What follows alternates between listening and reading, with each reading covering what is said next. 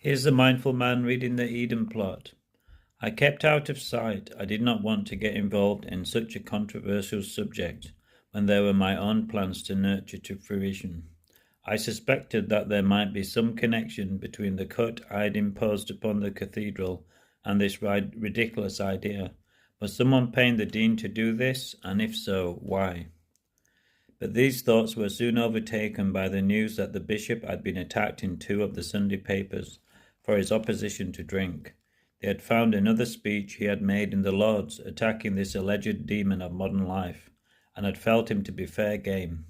Several reporters had come sniffing around to see if there were alcohol on diocesan premises, only to be directed to the cathedral.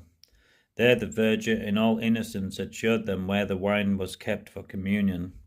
Several cases of their usual fortified tipple, consisting of bin ends of port of various vintages, had just been delivered, and they had been put in the dean's vestry. The journalists were delighted with this discovery and wrote exuberantly about it, under banner headlines proclaiming, "Booze banned bish in spat with drunken dean." The accompanying stories fell into a naughty vicar category, so beloved of such papers, but quickly fell out of the news again, having little of substance on which to breed. Keeping a cool head, I bided my time, clear that I must get to grips with the planning procedures that Gunnersbury would have to work through before my own triumph might itself claim spaces in the press, indeed many column inches if all went well. What Northwood and Victoria had discovered in the attic had opened up possibilities well beyond my expectations. It had also put into my mind an idea of the most attractive and seductive sort.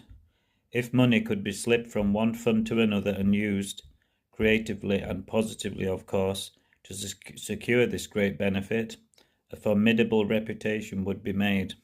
There might even be the chance of a substantial promotion, though quite what the post of diocesan secretary in one of the more obscure dioceses might lead to, or even be a preparation for, was not entirely clear. If I could pull this off, however, I might stand a good chance of becoming the next secretary of the Church Commissioners in London, or even the First Estates Commissioner himself, and a knighthood could lie ahead of that.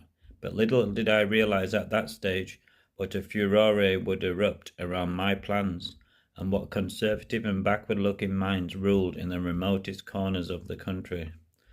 Faced with what I knew to be the fulfilment of their dreams, those stupid people would